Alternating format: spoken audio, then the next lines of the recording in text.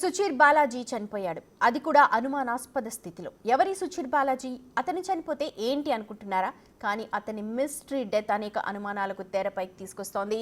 సుచీర్ బాలాజీ భారత సంతతికి చెందిన యువ టెకీ.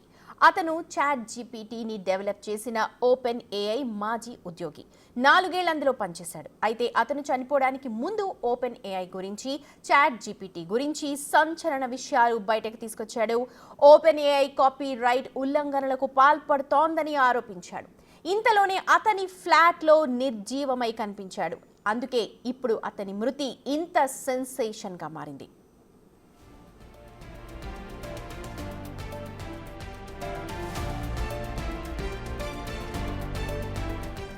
శాన్ ఫ్రాన్సిస్కోలోని బుచ్నెన్ స్ట్రీట్ అపార్ట్మెంట్లో సుచిన్ బాలాజీ మృతదేహాన్ని గుర్తించారు.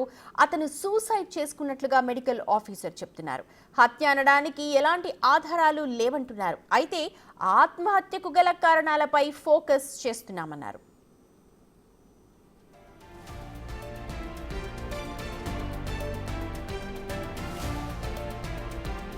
ఓపెన్ ఏఐలో 2020 నవంబర్లో బాలాజీ చేరాడు. అప్పటి నుంచి ఈ ఏడాది ఆగస్టు వరకు కూడా వర్క్ చేశాడు.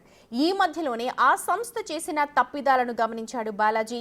కాపీరైట్ చట్టాన్ని ఉల్లంఘించి చాట్ జీపీటీని డెవలప్ చేశారు అన్నది బాలాజీ ఆరోపణ. అంతేకాదు చాట్ జీపీటీ ఇంటర్నెట్ను శాసించే స్థాయికి ఎదగాలని చూస్తోందన్నారు. చాట్ జీపీటీని డెవలప్ చేయడంపై అతను ఏడాదిన్నర వర్క్ చేశాడు. ఉద్యోగాన్ని వదిలేయడం, ఆరోపణలు చేయడం, ఆ తర్వాత మృతి చెందడం ఇప్పుడు అనేక అనుమానాలకు కారణమవుతున్నాయి.